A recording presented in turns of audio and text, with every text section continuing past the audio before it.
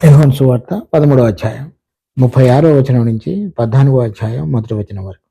సీమోను పేతురు, ప్రభువా, నువ్వు ఎక్కడికి వెళ్ళుచున్నావని ఆయనను అడగగా, యేసు, నేను వెళ్ళుచున్న చోటికి నీవు ఇప్పుడు నా వెంట రాలేవు, కానీ తర్వాత వచ్చేదవని అతనితో చెప్పాను.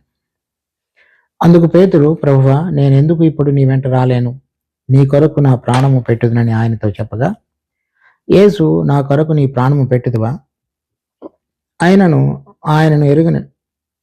ఎరుగనైన నీవు ముమ్మారు చెప్పకముందు కోడి కోయదని నీతో నిశ్చయముగా చెప్పుచున్నాను అన్నాను. మీ హృదయమును కలవరపడనీయుకుడి. దేవుని యందు విశ్వాసం ఉంచుచున్నారు, నా యందును విశ్వాసం ఉంచుడి. ఈ భాగాలు మనం యోహాను సువార్త 13వ అధ్యాయం 14, 15, 16, 17 అధ్యాయాల్లో, ఈ 5 అధ్యాయాలలో ప్రభువు అప్పగింపబడబో రాత్రి శిష్యులతోటి మాట్లాడినటువంటి సందర్భంలో పలికినటువంటి విషయాలు. ఇక్కడ 21వ వచనం నుంచి 30వ వచనం వరకు చదివిన భాగంలో ఇస్కరియోతు యూదా అతడు ముందుగా చేసుకున్నటువంటి ఒప్పందం ప్రకారం ప్రభువును అప్పగించడానికి రొట్టె ముక్క పుచ్చుకున్న తర్వాత వెంటనే బయటికి వెళ్ళిపోయాడు. తర్వాత 31వ వచనం నుంచి 35వ వచనం వరకు మనం చదివిన భాగంలో ఏ విధంగా ఇప్పుడు ప్రభువు అప్పగించబడబోతున్నాడో, అప్పగించబడినప్పుడు ఆయన ఏ విధంగా తిరిగి లేవనెత్తబడతాడో, ఆ లేవనెత్తబడటం ద్వారా అపవాది అతని యొక్క శక్తులన్నిటినీ కూడా ఓడించడం ద్వారా దేవుడు మహిమపరచబడతాడు, మనిషి కుమారుడు కూడా మహిమపరచబడతాడనే విషయాన్ని మనం చూసాం. ఆ విధంగా ఆయన మహిమపరచబడటం ద్వారా ఆయన యందు విశ్వాసించినటువంటి అనేక మంది విశ్వాసుల ద్వారా తండ్రి కూడా మహిమపరచబడి, తండ్రి అయినటువంటి దేవుడు మనిషిని సృష్టించుటలో కలిగినటువంటి గొప్ప ఉద్దేశం యొక్క ఆ సంకల్పం నెరవేర్చబడేటువంటి దిశగా మనము ముందుకు సాగేటువంటిదిగా చేయబడుతుంది. అలా మాట్లాడిన తర్వాత ఒకరినొకరు ప్రేమించాలనే విషయాన్ని చివరిసారిగా మరలా ప్రభువు శిష్యులతో మాట్లాడుతున్నాడు. ఆ విధంగా ఉండడం ద్వారా మాత్రమే మనము ఆయన శిష్యులమని అందరూ తెలుసుకుంటారని కూడా చెప్తున్నాడు. అలా చెప్పిన తర్వాత ఇప్పుడు ప్రభువు, నేను 33వ వచనంలో, పిల్లలారా, ఇంకా కొంతకాలము మీతో కూడా ఉందును, మీరు నన్ను వెతుకుదురు, నేను ఎక్కడికి వెళ్ళేదును అక్కడికి మీరు రాలేరని యూదులతో చెప్పిన ప్రకారం ఇప్పుడు మీతోనూ చెప్పుచున్నాను నేను. దాని సందర్భంగా 36వ వచనంలో మనం చూస్తున్నాం, సీమోను పేతురు, ప్రభువా, నువ్వు ఎక్కడికి వెళ్ళుచున్నావని ఆయనను అడగగా, యేసు, నేను వెళ్ళుచున్న చోటికి నీవు ఇప్పుడు నా వెంట రాలేవు, కానీ తర్వాత వచ్చేదవని అతనితో చెప్పాను. ఆ విధంగా ప్రభువు ఏ విధంగా అతడు అప్పగించబడిపోతున్నాడో, అప్పగించబడిన తరువాత సిలువ వేయబడి చనిపోయి 3వ దినమున పాతిపెట్టబడి 3వ దినమున తిరిగి మృతుల్లో నుంచి లేపనెత్తబడతాడో, తరువాత పరమునకు ఆరోహణమై తండ్రి యొక్క కుడి పార్శ్వమున ఉంటాడో, ఆ స్థలానికి నీవు నా వెంట రాలేవు అని ప్రభు పేతురుతోటి మాట్లాడుతున్నాడు. కానీ తర్వాత రాగలుగుతావు, తర్వాత వచ్చేదేమని అతనితో చెప్పాను. అంటే అతడు కూడా తన యొక్క జీవిత క్రమాన్ని పూర్తి చేసిన తర్వాత చనిపోయి మొదటి పునరుద్ధానంలో పాలు పొందినప్పుడు తిరిగి తండ్రి అయినటువంటి దేవుని యొక్క సన్నిధికి రాగలిగిన వాడుగా చేయబడతాడు. ఆ విషయాన్ని ఇక్కడ మనం మత్తయి సువార్త 18వ అధ్యాయంలో ఒకసారి చూస్తాం. 28వ వచనంలో, యేసు వారితో ఇట్లనెను, ప్రపంచ పునర్జన్మమందు, అంటే ప్రభు యొక్క 2వ రాకడలో తిరిగి ఇక్కడ 1000 సంవత్సరాల పరిపాలన ప్రారంభ సమయంలో అని, మనిషి కుమారుడు తన మహిమగల సింహాసనము మీద ఆసీనుడై ఉండినప్పుడు నన్ను వెంబడించిన మీరును 12 సింహాసనముల మీద ఆసీనులై ఇశ్రాయేలు 12 గోత్రముల వారికి తీర్పు తీర్చుదురనెను. ఆ సందర్భంలో ఆయన దగ్గరికి ఈ శిష్యులు రాగలుగుతారు, కానీ ఇప్పుడు రాలేరు అని ప్రభు వారికి చెప్తూ వచ్చాడు. అలా చెప్పినప్పుడు 37వ వచనంలో, అందుకు పేతురు, ప్రభువా, నేనెందుకు ఇప్పుడు నీ వెంట రాలేను, నీ కొరకు నా ప్రాణము పెట్టుదునని ఆయనతో చెప్పగా, అలా చెప్పబడినటువంటి సందర్భంలో పేతురు తనకు కలిగినటువంటి సహజమైన తన యొక్క ప్రవర్తనను బట్టి అతడు ఏ విధంగా ప్రభువు అప్పగించబడబోతున్నాడు, సిలువ వేయబడబోతున్నాడు, తిరిగి 3వ దిన మృతుల్లో నుంచి లేవనెత్తబడబోతున్నాడు అనేటువంటి అవగాహన రాహిత్యాన్ని బట్టి ప్రభు ఎక్కడికి వెళ్ళినప్పటికీ నేను కూడా రాగలను అనేటువంటి ఉద్దేశంతో ఉన్నాడు. ఎందుచేతనంటే ప్రభు తన పరిచర్య ప్రారంభించిన దినం నుంచి ఇప్పటి వరకు కూడా ప్రభుతోటిగా అతడు ఉన్నాడు. అందుచేత అదేవిధంగా ప్రభు ఇంకొక చోటకి వెళుతున్నాడు కాబట్టి నేను కూడా వెళ్ళగలను అనేటువంటి ఉద్దేశంతో, ధైర్యంతో మాట్లాడుతూ, నేనెందుకు ఇప్పుడు నీతో పాటుగా రాలేను, నీ వెంట రాలేను అని అడుగుతున్నాడు. ఈ మాట్లాడినటువంటి ఈ 2 వచనాలకి అనుగుణంగా లూకా సువార్త 22వ అధ్యాయంలో కొంత సంభాషణ ఉంది. ఇక్కడ మనం చదివిన యోహాను సువార్త 13వ అధ్యాయం 37వ వచనంలో, నీ కొరకు నా ప్రాణము పెట్టుదునని ఆయనతో చెప్పగా, యేసు నా కొరకు నీవు ప్రాణము పెట్టుదువా అని చెప్పబడినటువంటి మాట ఇక్కడ లూకా సువార్త 22వ అధ్యాయంలో మనం చూస్తాం. లూకా సువార్త 22వ అధ్యాయం 28వ వచనం నుంచి, నా శోధనలలో నాతో కూడా నిలిచి ఉన్నవారు మీరే. కనుక నా తండ్రి నాకు రాజ్యమును నియమించినట్లుగా నా రాజ్యములో నా బల్ల యొద్ద అన్నపానములు పుచ్చుకొని సింహాసనముల మీద కూర్చుండి ఇశ్రాయేలు 12 గోత్రముల వారికి మీరు తీర్పు తీర్చుటకై నేనును మీకు రాజ్యమును నియమించుతున్నాను. ఇంతకు మునుపు మనం చదివినటువంటి మత్తయి సువార్త 19వ అధ్యాయంలో కూడా ఈ భాగాన్ని మనం గమనించాం. 31వ వచనం, సాతాను మిమ్మును పట్టి గోధుమల వలె జల్లించుటకు మిమ్మును కోరుకున్నాను, కానీ నీ నమ్మిక తప్పిపోకుండానట్లు నేను నీ కొరకు వేడుకుంటునే. నీ మనసు తిరిగిన తరువాత నీ సహోదరులను స్థిరపరచమని చెప్పాను. ఈ విషయాలు ఇక్కడ యోహాను సువార్త 13వ అధ్యాయంలో మనం చూడం. 36వ వచనంలో 13వ అధ్యాయం 36వ వచనంలో, నీవు ఇప్పుడున్న చోటికి నేను వెళ్తున్న చోటికి నువ్వు ఇప్పుడు నా వెంట రాలేవు, కానీ తర్వాత వచ్చేది అని చెప్పాను. అలా చెప్పిన తరువాత ప్రభు చెప్తున్నాడు, లూకా సువార్త 22వ అధ్యాయం 33వ వచనం, అయితే అతడు ప్రభువా నీతో కూడా చెరలోనికి మరణమునకును వెలుడుకు సిద్ధముగా ఉన్నానని చెప్పాను. ఇక్కడ 13వ అధ్యాయం యోహాను సువార్త 37వ వచనంలో, నీ కొరకు నా ప్రాణము పెట్టుదునని ఆయనతో చెప్పగా, యేసు నా కొరకు నీ ప్రాణము పెట్టుదువా.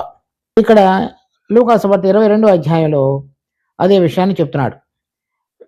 నీతో కూడా చెరలోనికి మరణమునకును వెళ్ళుటకు సిద్ధముగా ఉన్నానని ఆయనతో అనగా, ఆయన పేతురు, నీవు నన్ను ఎరగవని ముమ్మారు నీతో చెప్పు వరకు నేడు కోడి కోయదని నీతో చెప్పుచున్నాను నేను.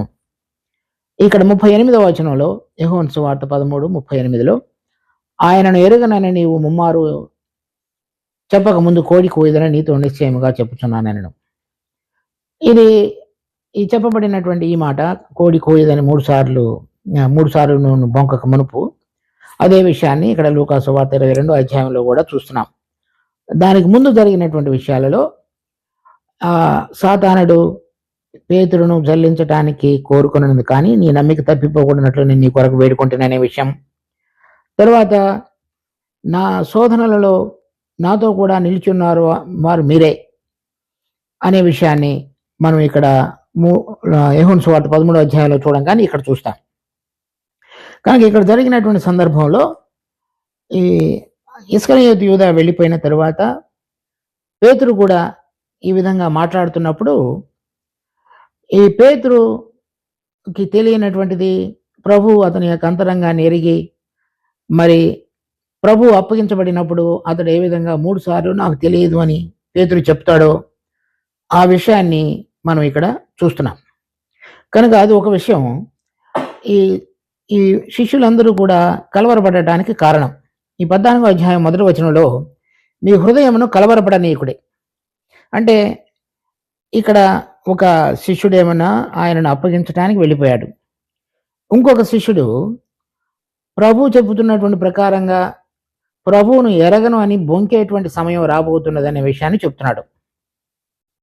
అలా చెప్తున్నప్పుడు మిగిలిన వారి హృదయాలు కలవరపడేటువంటి అవకాశం ఉన్నది. ఆ సందర్భంగా ఈ 14వ అధ్యాయం 1వ వచనంలో మీ హృదయమును కలవరపడనీయకుడి అని చెప్తున్నాడు.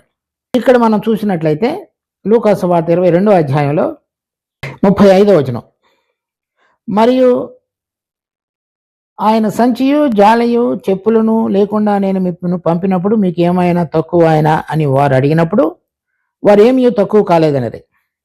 ఇది మత్తయి సువార్త 10వ అధ్యాయంలో అపోస్తలులను నియమించి వారందరినీ కూడా బయటికి పంపించినప్పుడు ఈ రాజ్య సువార్తను ప్రకటించమని, అప్పుడు మీరు దేని విషయంలో కూడా ఇవి సంచి జాల చెప్పులు ఇవన్నీ కూడా మీకు అవసరం లేదు, కానీ అవన్నీ కూడా సమకూర్చబడతాయి మీ పరిచర్యలు అని చెప్పినాడు మత్తయి సువార్త 10వ అధ్యాయంలో. అందుచేత వారు ఏం చెప్తున్నారంటే మీకు ఏమైనా తక్కువ అయినా ఆయన వారిని అడిగినప్పుడు వారు ఏమీ తక్కువ కాలేదన్నది. అందుకు ఆయన ఇప్పుడైతే అంటే ఇప్పుడు నేను వెళ్ళిపోయిన తర్వాత నేను వెళ్ళే స్థలానికి మీరు రాలేరు కనుక సాతాను మిమ్మల్ని శోధించడానికి కోరుకున్నాడు కనుక, అయితే మీలో నన్ను ఎరిగి ఉండి కూడా ఎరగమని చెప్పేటువంటి స్వభావం ఉన్నది కనుక, ఈ విషయాలన్నిటిని బట్టి ప్రభు వారికి చెప్తున్నాడు, ఇప్పుడైతే సంచి గలవాడు సంచి గాలికి తీసుకొని పోవలను. అంటే మీరు రాబోయే దినాలలో ఈ శోధనలు, అపవాది మిమ్మల్ని జల్లించటానికి కోరుకున్నటువంటిది కొనసాగుట, మీలో ఉన్న బలహీనతలను బట్టి మీరు నన్ను ఎరగనని చెప్పేటువంటి సమయం వచ్చేటువంటిదిగా ఉన్నది. తర్వాత ఈ శ్రమలు వచ్చినప్పుడు, ఇంతకు మునుపు నేనున్న సమయంలో మీకు ఏమీ తక్కువ కాలేదు, కానీ ఇప్పుడు మీకు తక్కువ అయ్యి మీ పక్షంగా నిలబడే వాళ్ళు అతి తక్కువ మంది ఉంటారు కనుక మీకు ఆహారము ఇతర విషయాలు కూడా కొరత పడేటువంటి అవకాశం ఉంది కనుక మీరు కొన్నిటిని మీరు సమకూర్చుకోండి అని చెప్తున్నాడు. ఇటువంటి సందర్భం అంతా కూడా ఈ 14వ అధ్యాయం మొదటి వచనానికి నేపథ్యం ఉంది.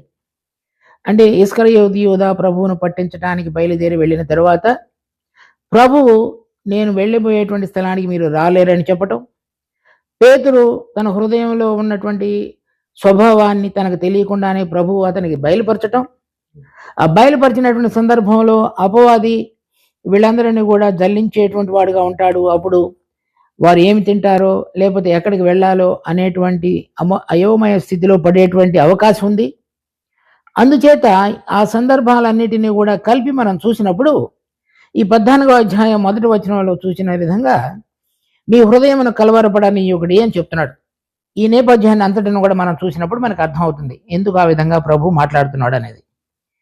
దేవుని యందు విశ్వాసం ఉంచున్నారు కనుక నా యందును విశ్వాసం ఉంచుడి. ఈ 38వ వచనంలో 3 సార్లు కోడి కోయేదని చెప్పక వచ్చిన మనం యోహాను సువార్త 18వ అధ్యాయంలో అది నెరవేర్చబడటం అనేటువంటిది మనం చూస్తాం. అది మనం అక్కడ చూద్దాం. 18వ అధ్యాయం 16వ వచనం. పేతురు ద్వారమునద్ద బయట నిలుచుండిన కనుక ప్రధాన యాజకునికి నెలవైన ఆ శిష్యుడు బయటికి వచ్చి ద్వారపాలకురాలితో మాట్లాడి పేతురును లోపలికి తోడుకొని పోయాను. ద్వారమునద్ద కావలి అన్న ఒక చిన్నది పేతురుతో, నీవును ఈ మనుషుని శిష్యులలో ఒకడవ కావా అని చెప్పగా అతడు కాను అనను. తర్వాత అది మొదటిసారి.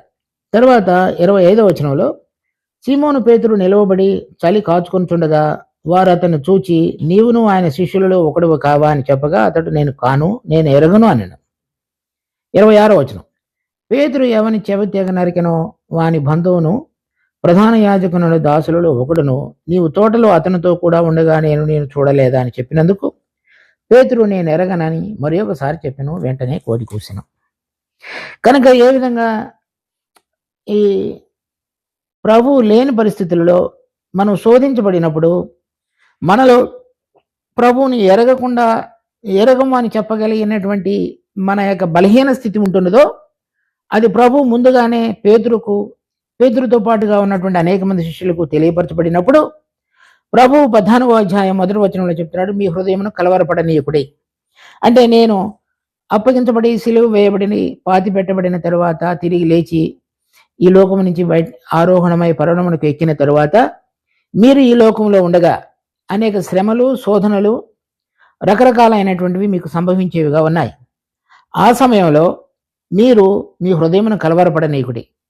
అపవాది తీసుకొచ్చి మిమ్మల్ని అందరినీ జల్లెడ పట్టాలని చూసే విషయం, నేను వెళ్ళిపోయిన తర్వాత యూదులు మిమ్మల్ని శ్రమలలో గుండా తీసుకువెళ్ళేటువంటి పరిస్థితులు, తర్వాత మీరు ఏ విధంగా విశ్వాసం ఉంచాలో ఆ విధంగా విశ్వాసం ఉంచకుండా ఉన్నటువంటి బలహీనంగా ఉన్న మీ యొక్క అంతరంగ స్వభావం, ఇవన్నీ కలిపినప్పుడు నేను వెళ్ళిపోయిన తరువాత మీ హృదయాలు కలవరపడే అవకాశం ఉంది. దానిని బట్టి మీరు కలవరపడనీయొద్దు.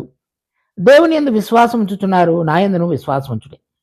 ఏ విధంగా అయితే మీరు తండ్రి అయిన దేవుని యందు విశ్వాసం ఉంచి మరి ఇంతవరకు మీరు జీవించారో, మీరందరూ కూడా నమ్ముతున్నారో, అదేవిధంగా మరి దేవుని స్వరూపమైనటువంటి నేను ఈ లోకమునకు వచ్చి మరి దేవుని విషయాలన్నిటినీ కూడా మీకు తెలియపరిచి ఆయనలో ఉన్నటువంటి జీవాన్ని గురించి, ప్రేమను గురించి, శక్తిని గురించి, ప్రభావాన్ని గురించి మీ ఎదుట అనేక విషయాలను తెలియపరిచిన పిదప మీరు ఏ విధంగా తండ్రి అయిన దేవుని యందు విశ్వాసం ఉంచున్నారో నా యందు కూడా అలాగే విశ్వాసం ఉంచండి.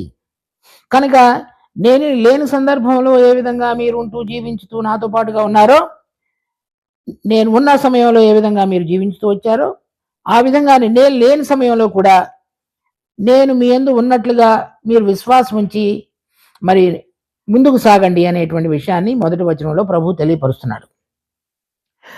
అనేక మందిమైన విశ్వాసులు మనందరం కూడా ఇప్పుడు పైన చెప్పబడినటువంటి సందర్భాలలో సాతాను మనలను జల్లించడానికి ప్రయత్నం చేసినప్పుడు, మనలో ఉన్న బలహీనతలు అటు ఇటు ఊగిసలాడి కొన్నిసార్లు మనం ప్రభువుని కూడా మేము ఎరగనేటువంటి విధంగా మనం ప్రవర్తించేటువంటి సమయంలో, తర్వాత మనతో పాటుగా ఉన్నటువంటి కొంతమంది ప్రభువుని విడిచిపెట్టినటువంటి సందర్భంలో మన హృదయాలు ఎంతగానో కలవరపడేవిగా ఉండే అవకాశం ఉంది. కానీ ఈ దేవుని యందు విశ్వాసం ఉంచిన మనం ప్రభువు ఏ విధంగా ప్రభువునందు విశ్వాసం ఉంచాలో ఆ విషయాన్ని మనం గుర్తెరగాలనేటువంటిది మనకు ఇక్కడ ప్రభు తెలియపరుస్తున్నాడు. సో ఈ విశ్వాసం ఉంచడం అనేటువంటిది మరి చాలామంది విశ్వాసులలో ప్రభు మన కొరకు మనలను ప్రేమించి చనిపోయి తిరిగి లేచున్నాడు అనేటువంటిది వారు నమ్ముతున్నారు. కానీ ప్రతిరోజు అంతరంగంలో మన ప్రభు మనతో ఏ విధంగా జీవించుతున్నాడు అనేటువంటిది, మన అంతరంగంలో ఆయనను మనం ప్రతిష్ఠించి ఆయన ద్వారా విశ్వాసంతో జీవించడం అనేటువంటిది మనందరికీ కూడా అంత అనుభవపూర్వకమైనటువంటి అభ్యాసం కాదు. చూడండి, ఎఫెసీయులకు రాసిన పత్రిక 3వ అధ్యాయం 15వ వచనం నుంచి. ఎఫెసీ పత్రిక 3వ అధ్యాయం 15వ వచనం నుంచి. మీరు అంతరంగ పురుషుని యందు శక్తి కలిగి ఆయన ఆత్మ వలన బలపరచబడినట్లుగాను క్రీస్తు మీ హృదయములలో విశ్వాసము ద్వారా నివసించున్నట్లుగాను తన మహిమైశ్వర్యం చొప్పున మీకు దయచేయవలనని. ఇక్కడ మనం చూస్తున్నట్లుగా క్రీస్తు మీ హృదయాలలో విశ్వాసము ద్వారా నివసించినట్లుగా. సో ఇక్కడ ప్రభు 14వ అధ్యాయం 1వ వచనంలో మీరు నా యందు విశ్వాసం ఉంచుడి అంటే చెప్పబడిన మాటకు అర్థం. అనగా మరి దేవునిలో ఉన్నటువంటి ఆ ప్రభావాన్ని, జీవాన్ని, ఆత్మిక శక్తిని కలిగి అంతరంగ పురుషునిలో శక్తి కలిగి జీవించుట అనేటువంటిది అర్థం. సరే, మనం సాతాను మనల్ని శోధించినప్పుడు మనలో ఉన్న బలహీనతల ద్వారా మనం వీడబడేటువంటి సమయాల్లో, సందర్భాలలో, తర్వాత మన చుట్టూ ఉన్నటువంటి కొంతమంది ప్రభువుని విడిచిపెట్టినటువంటి సందర్భంలో, మన యొక్క విశ్వాసం అటు ఇటు ఊగిసలాడేటువంటి సమయంలో ప్రభు వారితో సెలవిచ్చుతున్న మాట, మనమందరం కూడా అంతరంగ పురుషుని యందు శక్తి కలిగి ఆత్మ వలన బలపరచబడి క్రీస్తు మీ హృదయాలలో విశ్వాసం ద్వారా జీవించడం అనేటువంటి మాటకు మీరు దేవుని యందు విశ్వాసం ఉంచున్నారు, నా యందును మీరు విశ్వాసం ఉంచండి అని చెప్పటంలో అర్థం అది. తర్వాత చూడండి, 1 పేతురు 3వ అధ్యాయం 16వ వచనంలో మీ హృదయములందు క్రీస్తును ప్రభువుగా ప్రతిష్ఠించుడి. ఇలా ఈ అదృశ్యుడైనటువంటి దేవుని దృశ్యుడైనట్లుగా మనం చూస్తూ వారిలో ఉన్నటువంటి జీవము, శక్తి, ప్రభావము, గుణములు, ఈ అనుభవాల ద్వారా మనం ఒకరినొకరు ప్రేమిస్తూ ఈ అపవాది యొక్క కుతంత్రాలు, మన బలహీనతల విషయంలో జయం పొందగలిగేటువంటి విధంగా ఈ జీవించుతున్న అనుభవపూర్వకమైన విశ్వాసం యొక్క జీవితంలో మరి శిష్యులుగా వారందరూ కూడా ఉండాలనేటువంటిది ప్రభు యొక్క సంకల్పం. అదేవిధంగా మనకు కూడా అదే విషయాన్ని వర్తింపు చేసుకుంటే అటువంటి విధంగా మరి నిజమైన అనుభవపూర్వకమైనటువంటి విశ్వాసం కలిగి మరి కార్యరూపాన్ని ధరించుతున్నటువంటి ఆ జీవం ప్రతిరోజు మనకు కలిగిన అనేక పరిస్థితులలో ప్రభువు కొరకు నిలబడి ఆయన యొక్క ఉద్దేశాలను నెరవేర్చేటువంటి పనికి రాగలిగిన బిడ్డలంగా ఉండాలని ఆయన కోరుతున్నాడు. ఆ అనుభవంలోనికి రాగలుగుటకు దేవుడు మన అందరినీ కూడా సిద్ధపరచును గాక.